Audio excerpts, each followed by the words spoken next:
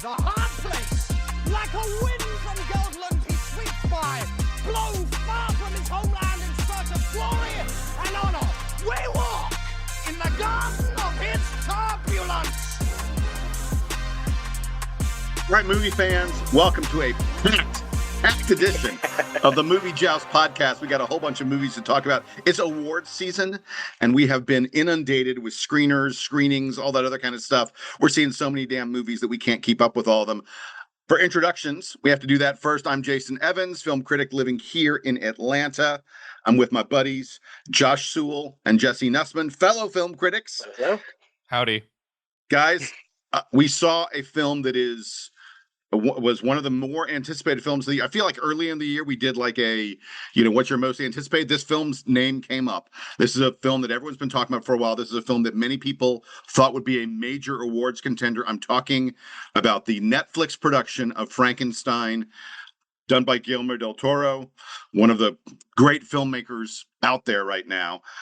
And frankly, I think we all came away a little underwhelmed. Jesse, I know you are a Del Toro absolute, devotee, aren't you? No, I'm not. Oh, okay. I had that wrong. I thought you loved Guillermo. No, I have a weird frustration of like, I don't know if you guys have this relationship with any filmmakers where you're just sort of like, I get it, and like you have so many like colleagues and friends that like love their work, but there's something that like you can never quite tap into. Like Pan's Labyrinth is really the only one that I have like a big relationship to, which isn't to say like I don't think some of his other movies are really good, like Devil's Backbone, Kronos, the Hellboy movies. Like I like those, but I'm not. I've increasingly found myself more frustrated with the Guillermo del Toro experience than a lot of friends and colleagues. So maybe that's something we can unpack here. But yeah, I was going to say, I think it's curious that that all the ones that you mentioned you liked were over a decade ago. So. Yeah. He's sort of in that zone of like, I admire him, but like there's always something a little like at arm's length that like I can never really tap into. I get that. Yeah. Josh, Jesse, you said frustrated. I think frustrated is a good way to describe kind of the Frankenstein movie. But Josh, what's your relationship with Guillermo del Toro? So kind of similar to Jesse, like I respect him greatly as a filmmaker. There's always been something a little emotionally cold about his stuff with me, which is weird considering he gets, pegged as such an emotional filmmaker, a filmmaker right. with such he's heart. Very earnest as a filmmaker. Yeah, that's a good word for it. But, I've liked some of his newer stuff, maybe a little more than Jesse. I really like Shape of Water. Don't know if it should have won all the Oscars it did that year, in the year of Get Out and Lady Bird. But I guess I'm one of the three people that liked Nightmare Alley, his last one that just came out. Ugh. No, I'm with you. Look, I wouldn't go so far as to say like I wasn't like recommending anyone see Nightmare Alley, but yeah. And by the way, he did Pinocchio in between there. I mean, which was great. True. Yeah, Pinocchio was charming. The Netflix, and just so we're clear, the Netflix one, not the Tom Hanks Disney Plus one. That was not the one where Pinocchio like pokes at a thing of poop and is like, "What is that?" But yeah, so yeah, his and Pinocchio's a good way to kind of get into this conversation where like he's really interested in creation versus creator. He's really interested in like creeping fascism. All of these topics that should make Frankenstein a very relevant text for our current era. And as somebody whose day job is English teacher, I was super pumped for this movie because in all the 4 gazillion Frankenstein adaptations we've had, there's never been one that you could say is a sort of like a true adaptation of Shelley's novel. We still can't say that. Wait, this is far more faithful to the novel. Yes. Than just about anything we've seen on screen before. A lot. I was shocked going through the wiki because I don't know about you guys. I have not read the novel since I was like high school, maybe. Yeah, and ditto. Like even then, I was been a couple like, years for me, but yeah. Yeah, and so I went through and the Wikipedia to be like, so how faithful is this to the novel, and like was shocked. I mean, unsurprising. It should be unsurprising considering how much Del Toro loves this material, but this is probably like one of the more faithful adaptations to the Shelley novel, I would say. I mean, If we're talking structure, I totally agree. It opens and closes with the shipwreck. You get, a version of the story from Victor's perspective. You get a version of the story from the creature's perspective. All of that is totally faithful. So I guess I should open with that caveat. A lot of my issues stood from some of the other changes he made that don't really make a lot of sense towards, the themes that he's interested in talking about. And I guess we can get into that in a little bit. But I mean, I think my overall take on it was, first of all, it feels long. Like there's a lot of time that he's like, oh, let's establish this gothic mood, and oh, let's see these characters be tortured by what they're trying to, characters, mostly Oscar Isaac, be tortured by the task of creation and trying to build this. There's a whole lot of time we spend on those kind of things, and not a lot of time on really understanding all the characters, all their motivations. Mia Goth is in this, plays sort of the love interest of, well, every single person in the movie. and she, like, I never understood what was going on in her head. She she falls in love very quickly for no apparent reason at times. That's a character from the book that is most of what Del Toro has changed. Of like, there is that kind of love interest character, but that's the one that he's made the most changes to. And I would say there's like a nugget of a good idea there of like kind of like a Vertigo sort of like psychosexual attraction from like Mia Goth also plays his mother, but like that's not, Del Toro doesn't really like do anything with that. So like it kind of comes away underwhelming. No, we spend way too much time like inside Oscar Isaac plays Victor Frankenstein. We spend way too much time inside his insanity and his obsession, and it just becomes tiresome. And there's a point in the movie, you guys talked about the fact that, we switch from Frankenstein's perspective to the creature's perspective.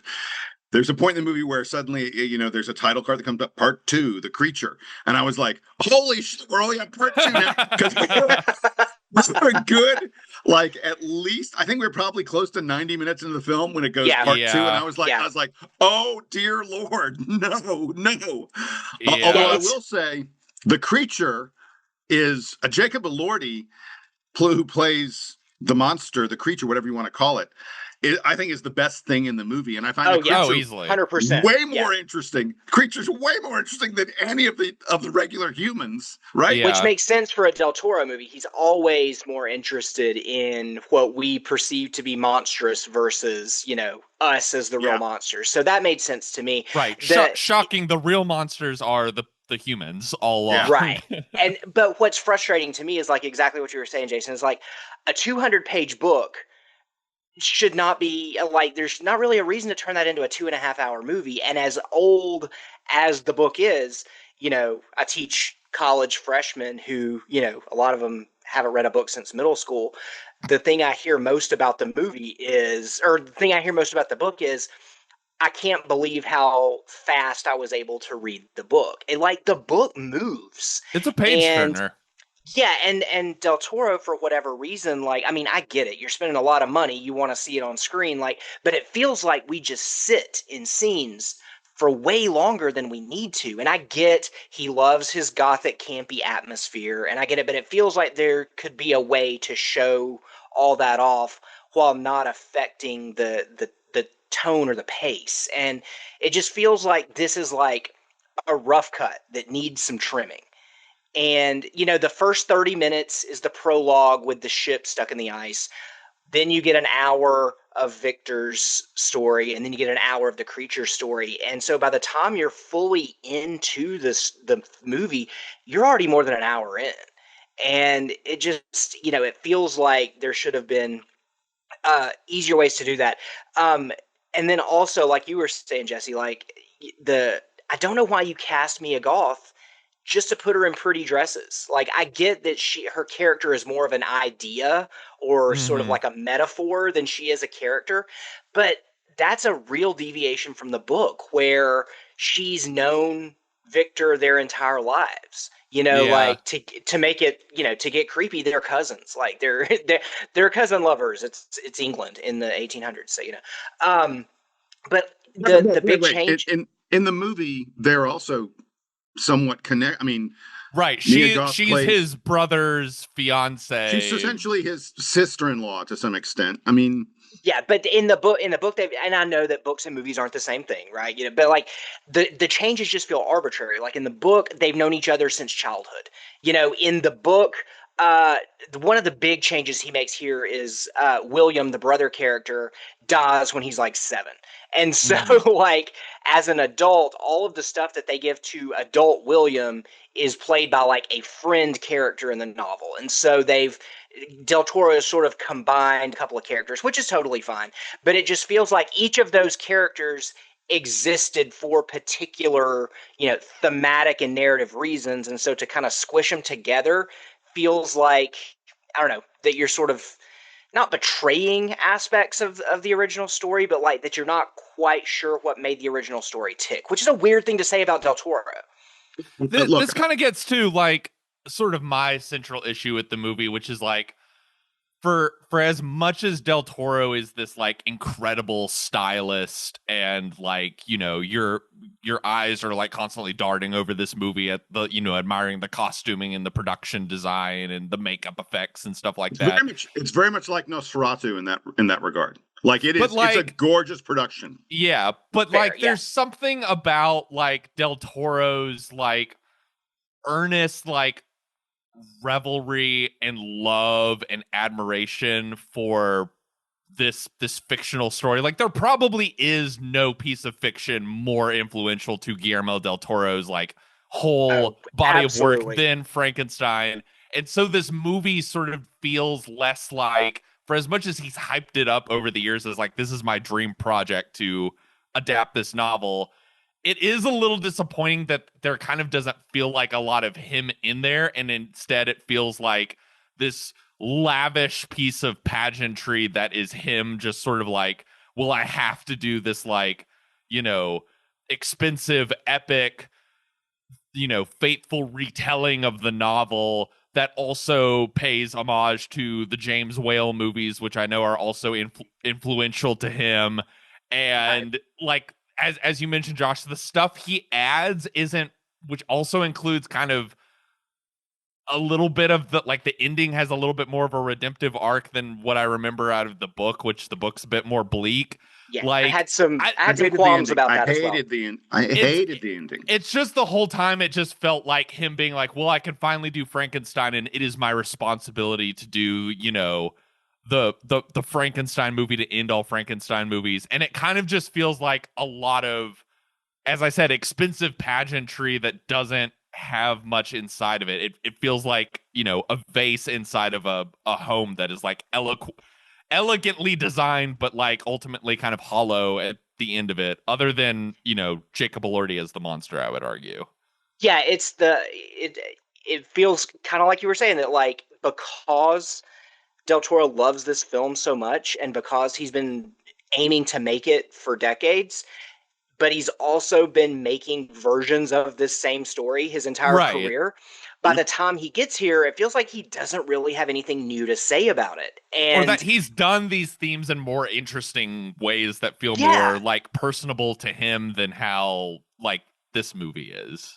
Yeah, that this is Hellboy. This is Shape of Water. This is, insert Del Toro film here. And what makes it even more frustrating is for somebody as nuanced and as caring as Del Toro typically is about his characters, he's drained all of the nuance and complexity out of these characters from the book.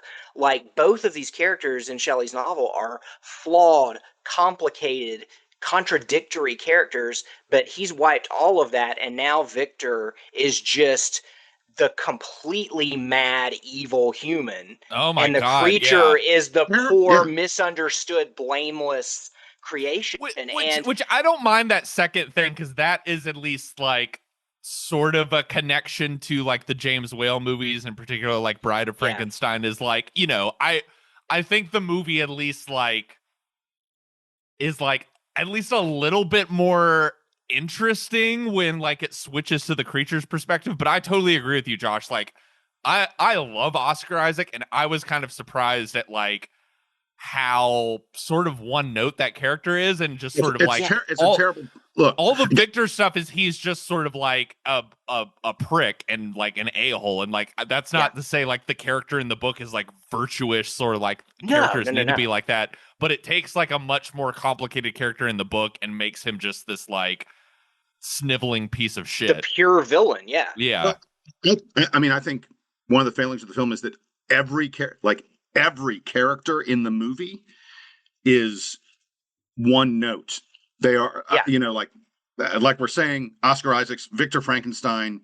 There's nothing redemptive or positive about him. I mean, he's trying to steal his brother's fiancée away. The way he treats the creature, just everything about it is awful. The creature is almost pure good. Like, I mean, yeah, he kills some people, but he's doing it mostly in self-defense. I mean, like when we get to the creature story, every time he encounters human beings, their immediate reaction upon seeing him is, I must shoot and kill him. And you want to be like, wait, maybe ask a question first. Maybe just. Well, not only that, that Prometheus looking MF is pretty scary. Like if I had someone crawl I was going to say, they're just like, they're shooting right away immediately. Which makes sense when he's sort of like an infant creature, but by the time he gets to the sort of more well-known set pieces, like finding the blind guy in the woods and everything that people remember from the book, he looks like Jacob Elordi. Like nobody's going to be like, kill the monster. It's going to be like, who's this good-looking dude with the long hair? Like, I do want to ask you guys really quick about Jacob Elordi, because the one of the first things that like my girlfriend and I like mentioned to each other as we were driving home is I was like, do you know who the original like casting choice was for this role, which was Andrew Garfield. Right. And Andrew Garfield had to step out for some reason, and Jacob Elordi was sort of the backup pick. But I kind of can't imagine but he's way better. Andrew Garfield in this. Like, I think so. Elordi, I think gives like a really like good, a really strong like physical performance. Yeah, and as well as like. He's the best thing in the movie. There's no question about that. And that dude is like 7 feet tall in real life. So like when you see him like standing against people in this movie, you're like, oh, of course, that's like some inhumane, like monstrous creature. Yeah, and as somebody who has previously kind of run hot and cold on Elordi's performances, this is by far the best thing he's ever done. Like, you know, I've tended to appreciate his performances more than I've like gotten engaged with him as like an actor who plays real people. And you know, and that is one good thing I'll say about Del Toro is like, yes, he makes you, you know, really buy into the creature as more human than us humans. But that you were talking about Andrew Garfield, I honestly think maybe this would have worked better with him as Victor instead of Oscar Isaac. Yeah. I feel like Oscar Isaac is really miscast here, you know, not to harp on the book, but like a lot of the hubris of the character of Victor is you credit to youth. Like he's fresh out of med school and stuff.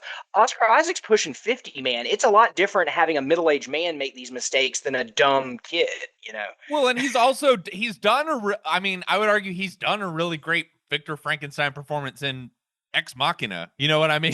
Of like, exactly. It's a way better Frankenstein movie. It's a way better Frankenstein movie. By the way, Ex Machina, like easily one of the best movies of the past 20 years. Absolutely. So go see that. If you haven't seen that, see that. Before you see Frankenstein, so you don't 100%. feel let down. Hey guys, let's wrap up this conversation really quick. Yeah. I mentioned at the very top, awards contender. Let's put aside some of the, because I think it may be an awards contender in some of the technical categories, makeup, and set design, and things like that.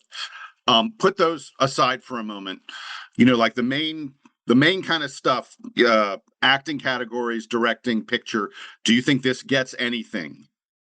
They do love Del Toro.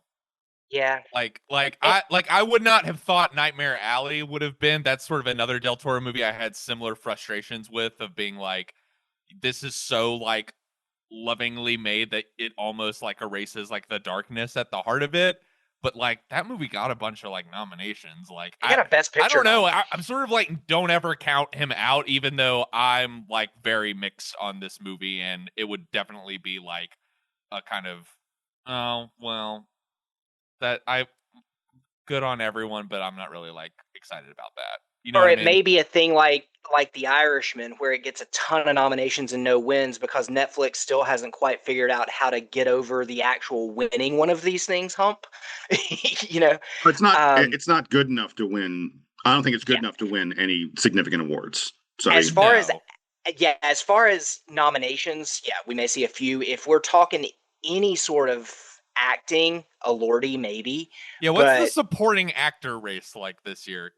As someone who, you know, has not really chimed it. Well, I mean, the one battle guys. Like I feel Yeah, like oh that's I was sort gonna of yeah, say running the yeah, table. exactly. Yeah, Sean, Sean Sean Penn or Benicio del Toro. Yeah. yeah, Yeah. Sean Penn and Benicio del Toro are both in there. I think for sure. But like maybe he'll get nominated and that would be like the one Yeah, acting thing. that'll be the Yeah, win. Yeah, because that'd be I nice for him. really don't see Oscar Isaac getting a nomination. Mia Goth has nothing to do. No way. Yeah. So Christoph Waltz is there for no reason. Like it's really a strange thing. I mean, I guess he's getting all these huge casting wins just because people want to work with Del Toro. But Yeah. So, guys, let's move on to another movie, and this is a film that I have not seen, but both of you guys have watched the screener for it. We were talking about acting. Supposed to be one of the best acting performances of the year. This is Blue Moon, and y'all have seen it. Josh, Yeah. I'll go to you. so Give yeah, me a it's little description of Ethan Hawke is the guy that everyone's buzzing about in this Richard exactly. Linklater film.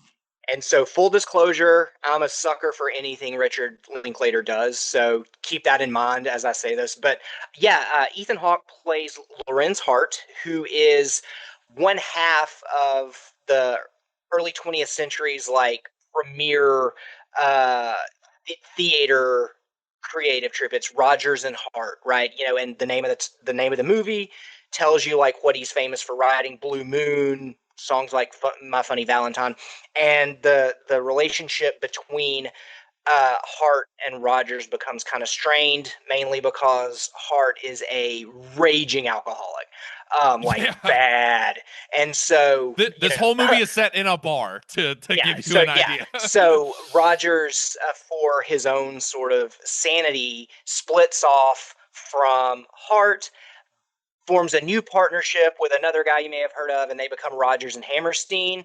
And this film takes place in Sardis on the night of the opening of Oklahoma. And so you have Lorenz Hart sort of having to deal with the choices he's made in life that have led him to this point where he's now the guy who's on the precipice of being washed up as his partner goes on to bigger and better things with his new creative pal. So it's funny, it's witty, it's crushingly sad. It's and it kind of gives Ethan Hawke the chance to show off in ways he usually doesn't get to as an artist. He doesn't get to coast on his looks for this one. He is, Hart was a super short, super drunk. This movie takes place 7 months before he's found almost dead in an alleyway from drinking himself to death. So he's on his last legs. And so it doesn't allow Ethan Hawke to sort of lean on a lot of these good looking actor crutches that he's gotten to use his entire career. Not that he's not a good actor anyway, but it doesn't help. It doesn't hurt when you're also super good looking. He gets to like kind of throw all that away, and you get to see, Hawke as this middle-aged actor rather than this sort of like promising young actor who's going toe-to-toe with Denzel in Training Day. This is a much different kind of performance. Yeah, I think I would argue this is his best performance since probably First Reformed. I mean, it really is like the Ethan Hawke showcase. And as you said, like even if this movie sounds like kind of dark, because it's dealing with like a complicated person, like it's very funny and witty, and it has like, it is both a people in rooms just having conversations movie, but that's sort of Richard Linklater's secret sauce, or like, his where he's most comfortable. If you think of like Slacker or the Before movies, and it really becomes this like great character study that, you know, has other fun actors in it like Margaret Qualley and Bobby Cannavale and Andrew Scott, but like it really is the Ethan Hawke show and him getting this like very meaty performance that lets him both bring out all of that Ethan Hawke charm that we know so well, but also like play a man who is insecure about like his looks and is insecure about his work and is like a little bit pretentious and kind of like sneering towards the people around him. It's just such a like delight to watch. Like I just had like a big grin on my face the entire time, and I think it's like it's up there as one of the best pieces of acting I've seen all year. Yeah, he takes a oh, go ahead, sorry. I was going to say, Richard Linklater and Ethan Hawke have worked together a lot. Yeah. I mean, you know, they were together in Boyhood. They were together in the, you know, the Midnight films, Before Midnight, and Ethan Hawke has 4 Academy Award nominations to his credit. Is this going to be his breakthrough? Is he going to win Best Actor, Josh? I don't know. It's a crowded year, man. You know, but if we go with the typical Academy formula of best equals most, I think he's got a shot because this is not a subtle performance his competition whatsoever. Realistically, because I know like a few weeks ago we were like, oh, I mean, like obviously they're just gonna give it to Dwayne Johnson, which like seems to be the sort of a I think we came to the opposite conclusion. Right. And then like that movie has like tanked at the box office, which and like it seems like maybe that isn't as strong of a narrative as maybe we thought, but like you got Leo in there, you've got Michael B. Jordan in there, you've got Chalamet. We haven't seen the movie yet, I guess, but you know, does Ethan Hawke, George Clooney, yeah, does Ethan Hawke sort of get?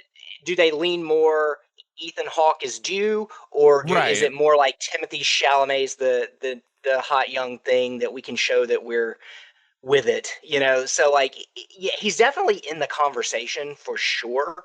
And Hawke is like on the promotional tour because I mean he's got this, he's got, you know, we mentioned before, I don't think any of us have seen it. He's got this like FX series from I believe the creator of Reservoir Dogs where he's like it's like a gumshoe, like he's like a sleazy journalist in like Oklahoma or something and is like exposing conspiracies and stuff like that. Sounds fun. He's also got the #1 movie at the box office right now. He's it's also not Blue Moon, but Black Phone 2, which, you know, is a movie I didn't particularly care for. But like he's at least like having fun in it, and like he's out promoting that movie as well. So like he's kind of everywhere, and like maybe if you want to win an Oscar, like that's kind of like a good what way to you do needed. it. Yeah, is be promoting and it's like also 3 or 4 things at once. And it feels like he's gotten out of the like pretentious young hotshot actor that people used to peg him as into like middle-aged guy who's done his thing and just seems to be enjoying life right now. You know, like he sort of passed the torch to Maya to do like the young Hollywood actor thing, and he's like, I'm just going to spend the rest of my career doing like cool character roles. You know, and I love watching these interviews with him because he is so like, it isn't that the pretentiousness is so much like gone away as much as he's just sort of like comfortable in it now and is like, I'm just interested in the things I'm interested in, and I'm not being like that strategic with my career. I just like want to work with people I enjoy, and like I want to like keep doing different kinds of acting roles, and there's just something about how like comfortable he seems that it makes him like really fun to like watch in an interview or to watch. Because that explains the Black Phone 2 thing as well, because it seems like he's got a really good rapport with Scott Derrickson as well. So he's made multiple movies with him. So sorry, Jason. No, I was going to say we're talking about all the different potential Best Actor contenders. We haven't mentioned Jesse Plemons in Begonia. We haven't mentioned Jeremy Allen White playing Bruce Springsteen. Oh, Springsteen, yeah. And Paul Mescal playing Shakespeare in Hamnet, supposedly. So there's a lot of competition there. I think that he's going for supporting. I think Paul Mescal, they've said, is campaigning and supporting. So you can at least take him off the table for this one. But Well, a I mean, crowded look, field. it's always, yeah, the fields, and unfortunately, the three of us, there's still, 3, 4 movies that are players in all of this that we haven't yet seen. So, Have you guys all right, seen the other Linklater movie this year yet? The one that's about the making of Nouvelle Breathless? Vague, yeah, about Yeah. the new wave movement. That looks Now, like still got to wait on that one. it looks really artsy. It looks it's I know a couple people who have seen it, and um I think the best description of it that I've heard, I haven't seen it yet, but like David Sims at The Atlantic called it Avengers Endgame for French New Wave filmmakers. Like it's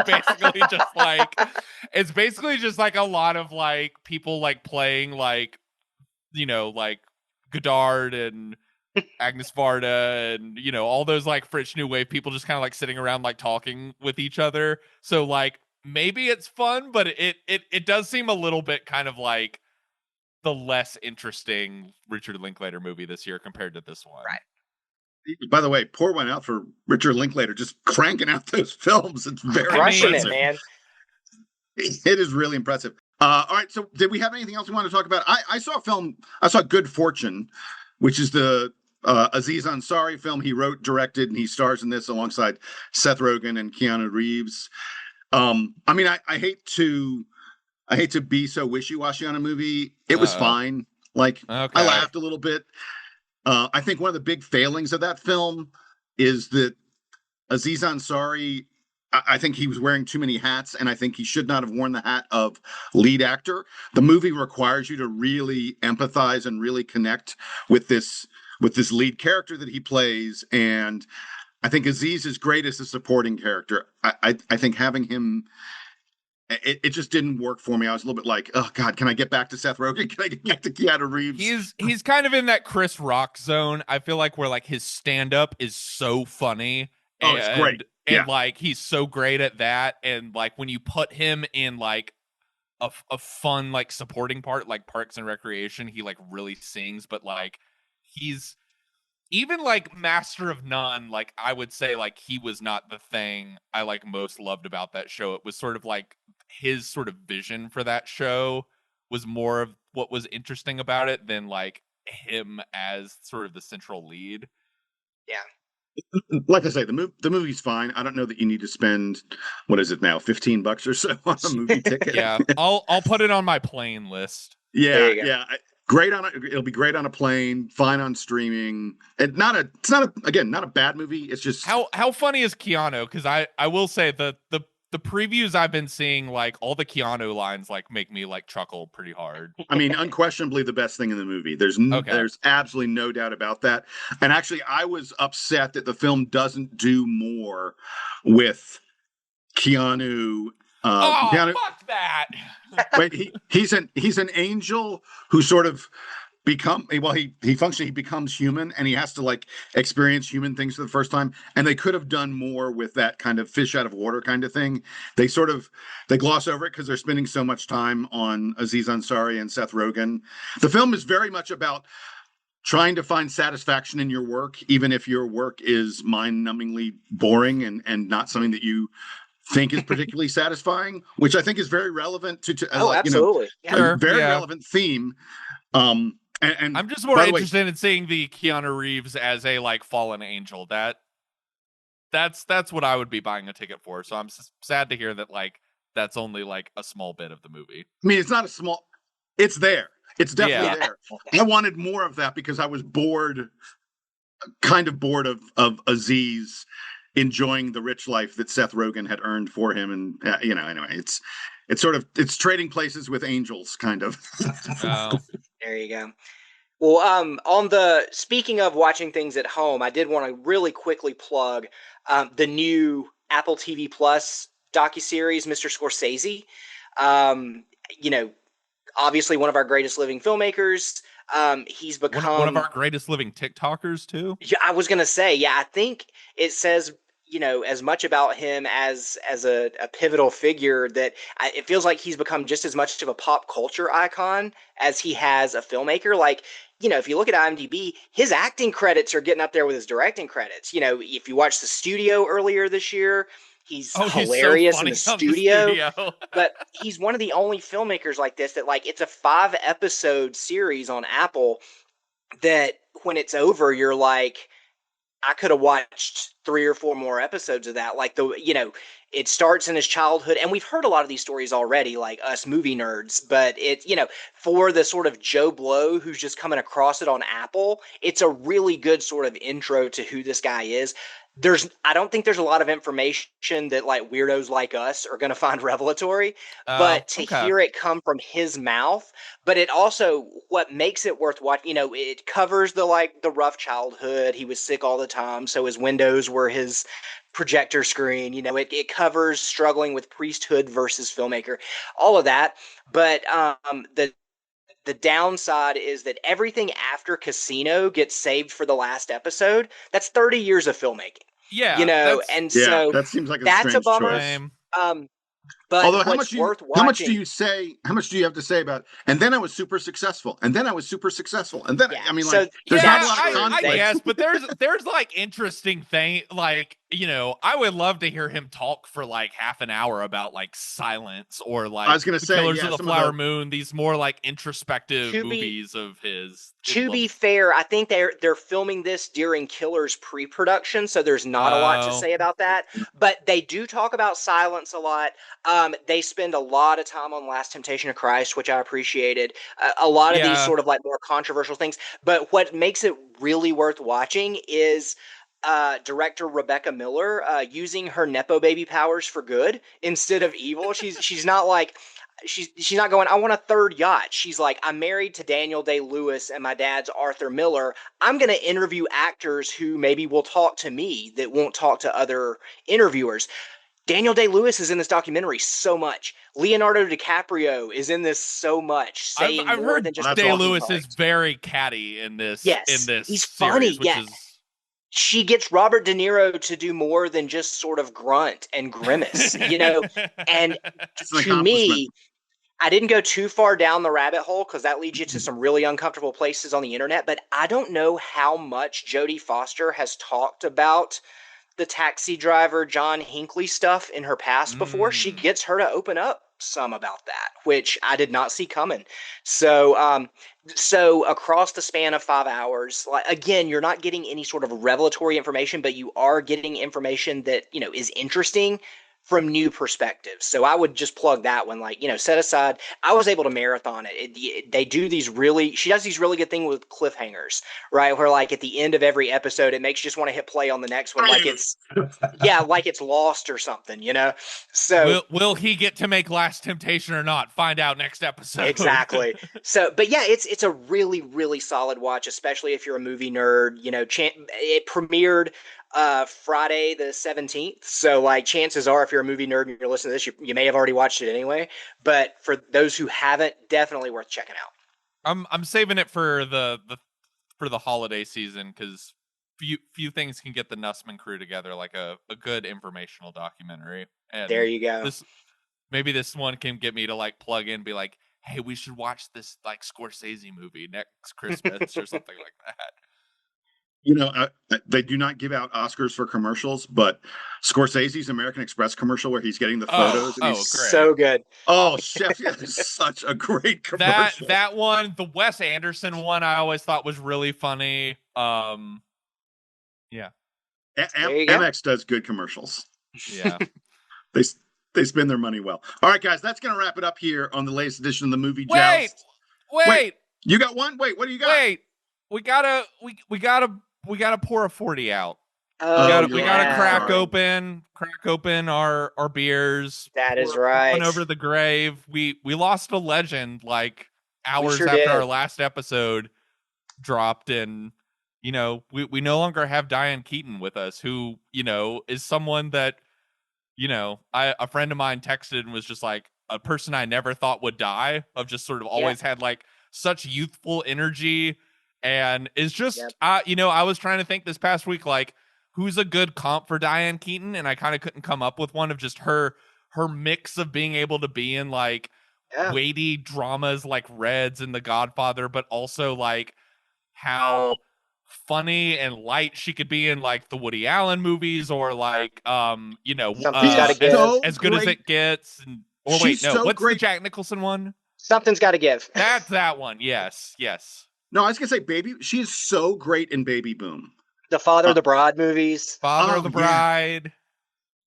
Yeah. So yeah, we just did our Redford episode. Unfortunately, we're losing so many of these giants. Maybe once we're out of award season, maybe we do a sort of a Diane Keaton's greatest hits or something. Yeah, that'd be fun. There's a lot of like I've never seen Looking for Mr. Goodbar. There's I would like an excuse to visit some of the overlooked for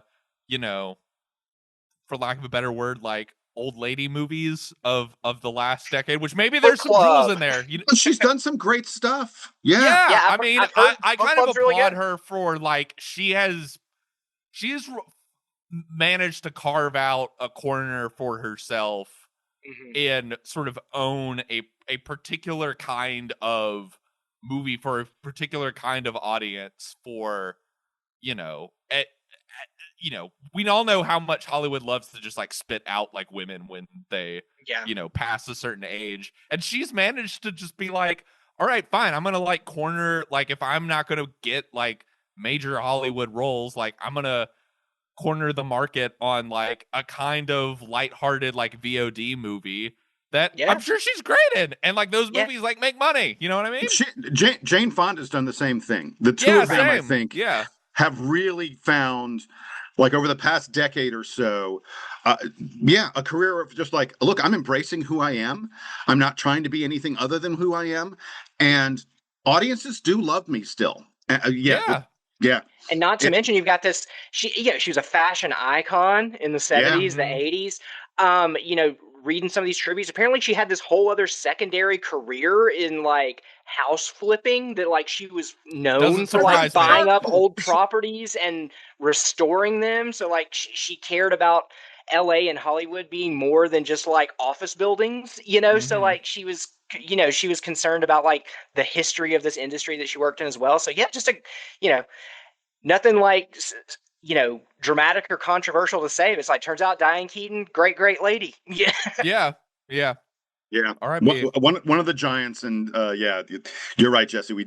I'm glad we took a couple moments. You reminded me we need to take a couple moments to remember a really great career. Do you guys have a favorite performance of hers, like off the top of your head, like one that like really stands out? Mine is Baby Boom. I think that movie is. I'm a parent. And that movie, there's something so real and honest in that movie, and also incredibly funny. And she is in every single moment of that film.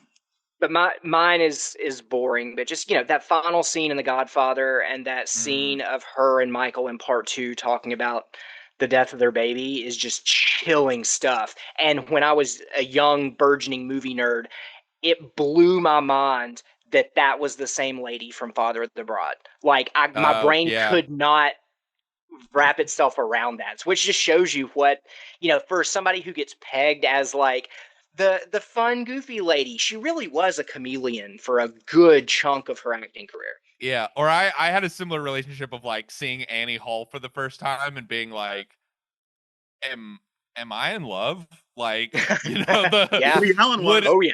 Woody Allen was. Everybody's been there, man. All right, so that's going to do it on this edition of the Movie Joust podcast.